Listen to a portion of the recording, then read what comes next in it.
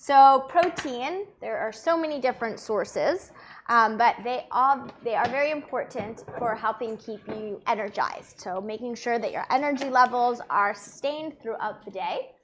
They also help build and repair muscles and tissues in your body and provide essential nutrients. Okay, so things like iron and vitamin B12, which are minerals and vitamins that if sometimes you are lacking, you would know this by getting a blood test. You could arrange that with your doctor. This might be a reason as to why you might be feeling so tired. Okay, so this is kind of like a reversible effect of, so if you're deficient in iron and vitamin B12, you want to make sure that you're getting that through food, or even maybe taking a pill supplement. But that's something you discuss with your doctor or dietitian. But some sources of protein. So who knows what some sources of protein might be? Meat, cheese, beans, fish, eggs, beans, poultry, yeah, nuts, seeds. Okay, so there's so many sources. And I always say, making sure, just like fiber, that you get it every time you eat. It doesn't have to be a whole plate of, chicken or fish and a sit down, right? You can have things like nuts on the go. You can have, little beans or lentils, patties, whatever. So this recipe is something that we're focusing specifically on the protein element. Yeah, and what we're making are lentil meatballs. This can be lentil falafel, lentil burgers, the name at the end. Lentil bites. Lentil bites. You can, do whatever Just you want. Just think of, small bite-sized snack. Like a falafel, yeah. Another great name. Yeah. And we're using lentils. Lentils are the star here. Protein. Yeah, a great source of protein. They are also actually high in fiber. They are a plant-based protein. So, we know that Canadians are eating lots of meat-based products. And so, we do advise from an oncology stand to go more plant-based. So if you're looking at your day-to-day, are all your meals coming from animal-based foods? It's not to say that you shouldn't have any, but maybe just rethinking what is currently on your plate. What are you consuming? And where can you start making kind of alterations and bringing in some more of those plant-based proteins into your diet? One thing I will mention is that some of the iron that's found in those plant-based foods is not as easily absorbed in the body. Okay, so the iron that is coming from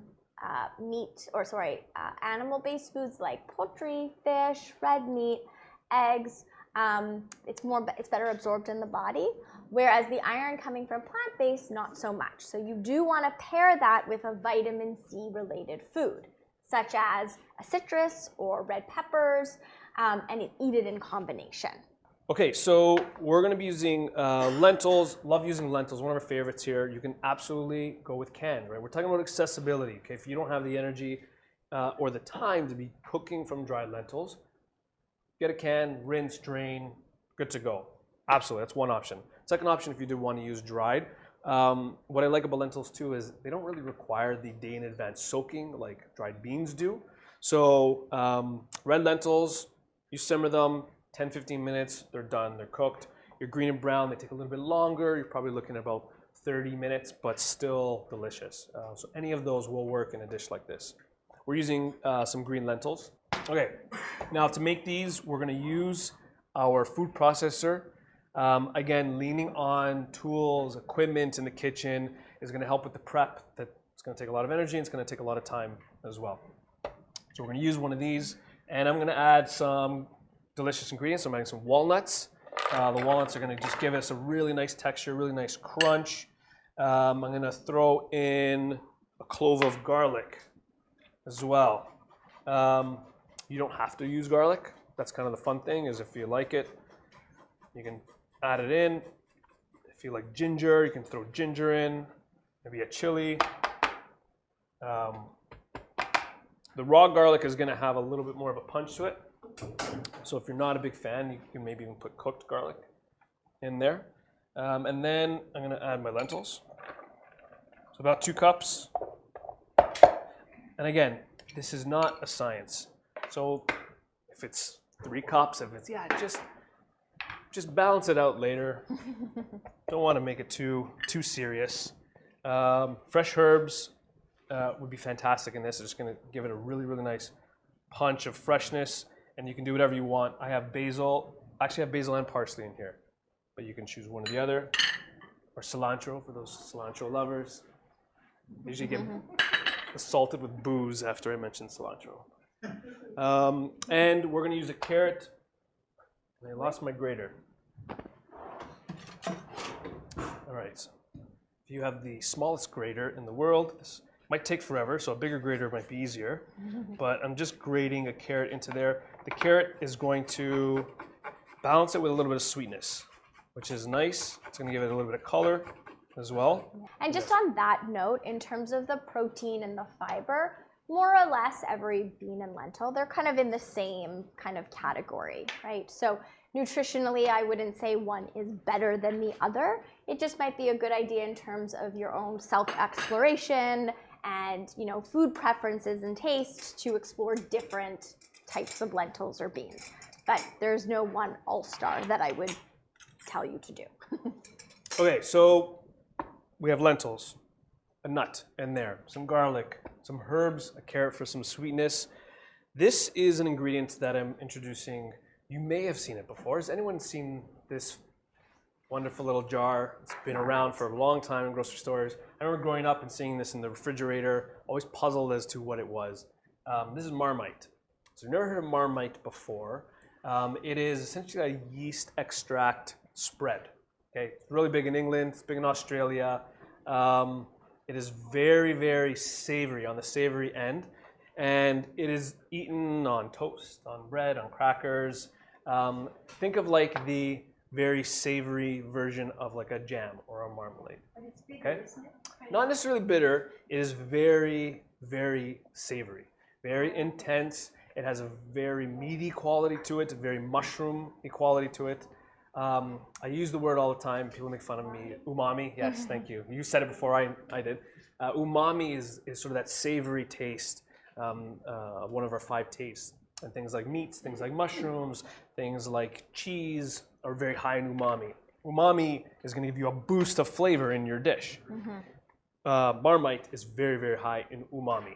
This is just going to give it sort of that sort of meaty flavor. And we're going with about a tablespoon. You can see how like almost molassesy it is. And it's funny, even in their promotional ads, it's one of those things that it divides the country where like half the people love it and half of the people hate it. Australians. Yeah, Australians and English as well, yeah. So you might find that you are on the hating side, so they don't use it. But in a dish like this, it's not as intense because there's so many other ingredients that you're just gonna get this really nice punch of like mushroomy flavor in there. So not necessary, optional. Thought it'd be a good opportunity to teach some of you about it. Yeah, absolutely. And we're gonna add, again, there's no fat in here except for the walnuts, but we're gonna add just a couple tablespoons of olive oil. And my grandmother's always watching, so I have to use my quota for the day. All right, we're gonna pulse this up just until it starts to come together. Now you might find that it's very wet, depending on if maybe you didn't drain the lentils properly, or maybe they were just cooked a lot and they're holding on to some of their water. You can just add a little bit of flour to sort of balance it out. Even breadcrumb will work. But we're looking for, and I don't want to turn it into a mush either. So I do want to see some of the individual lentils. That's pretty much what I'm going for here. And I know it's ready if it's sort of packable. So if I grab a little piece and I squeeze it together, it'll hold its shape. So from there I can form, like we mentioned, like little burgers or a little falafel. Spheres. Can you make a loaf if you want? You can make a loaf, like a lentil meatloaf kind Yeah, of like thing. just put it in a pan. Absolutely. Bake it. Yeah, That's easy. You can Then do you just cut it afterwards. so much with this. And then, yeah, again, roll it out. Tools, going back to tools, right? With fatigue, some of these things are great tools that I'd suggest to get. Any of these ice cream scoops. We never have ice cream here, so I never even use it for ice cream. But I use it for forming like little meatballs or falafels because they just make it a lot easier. Yeah. And a lot cleaner. Yeah. To form and again, this is something that you could even put on a cracker, right? You could add it to salads. You could put it in a wrap, or you know, as a burger with bread. So many options, or even just eat it kind of bite-size on the go as a snack, yeah. etc. So there's so many options to, again, increase that fiber and protein into your diet. Absolutely. So pretty easy, right? And again, if I wanted more like a meatball, that's good to go. Maybe a little bit of olive oil on top in the oven. If I wanted more like a burger, voila. That took half a second. Now it's a burger, right? You can do a lot with it. So that goes in the oven 350 degrees for about 20 minutes. And again, there's nothing really uncooked or raw in here. So you're just really looking for a texture. You want it to be nice and golden brown. And they multiplied well. So I made these almost like little sliders styles, but you can see how the color changed. And so now I have like a nice little crust, a nice little crunch on the outside. So that's what you're looking for. At this stage, they're amazing to freeze. Incredible to freeze. And I would freeze them actually individually. So put them on a tray that fits in your freezer flat like this. Freeze them for like an hour, 2 hours until they're solid, and then transfer them to a freezer bag. And that way they don't all stick together. But then from this point here, again, we talked about serving it maybe with something like, what did you say, like a burger or like a salad. Yeah, you can put them on top of a salad. And then just keeping in mind the vitamin C that Stephanie was talking about, right? Yeah. This is a fridge under here. It's not like my tickle trunk that I'm full of. So what did we make here? So this is just a pesto. Ah. Yeah, just a pesto, but it has that lemon juice, right? So it has that vitamin C in there. And, you know, just an option. Right. You can do a yogurt. You can do a nice little dill yogurt with you could even lemon. put like peppers, right, inside as Absolutely. your. But yeah. Cool. Second recipe. Beautiful.